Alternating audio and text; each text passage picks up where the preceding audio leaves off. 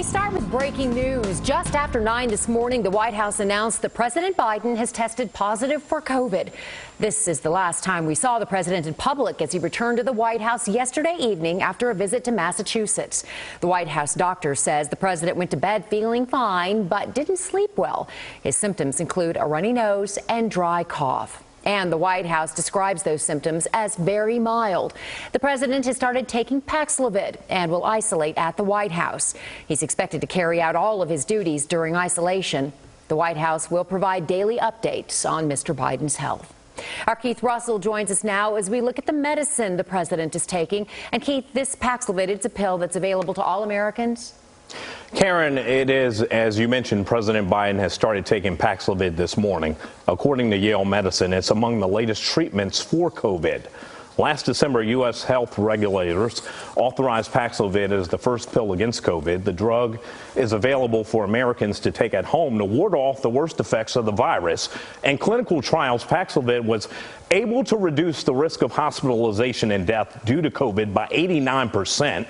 It's cheaper than many other COVID drugs. According to a report by Yale Medicine, their infectious disease specialists described the pill as the beginning of a game changer to fight the virus. It's considered an improvement over treatments we heard about early on, like remdesivir, which is an IV injection. Now, we talked to a doctor at Baylor Scott & White about the medication the president is currently taking. If you have come down with COVID and you have symptoms and you've tested positive, I would contact your physician and ask that physician, do I need Paxlovid or not? Most of the time, the answer is yes, if you fit the categories. And it's easy to get. Most pharmacies have this available now. Not true a couple months ago, but now it's readily accessible.